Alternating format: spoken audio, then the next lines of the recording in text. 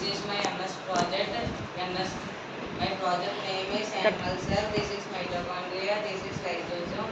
This is centriole. This is rough endoplasmic reticulum. This is nucleus. This is smooth endoplasmic reticulum. This is ribosome. This is Golgi complex.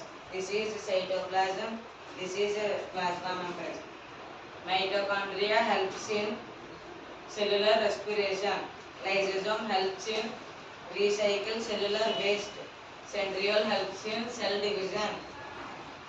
Rough endoplasmic reticulum helps in protein synthesis. Nucleus helps in contains genetic material.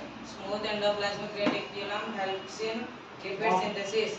Ribosome helps in protein synthesis.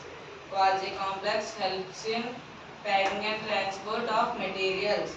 Cytoplasm helps in holds and protects internal components. Plasma membrane helps in cell protects.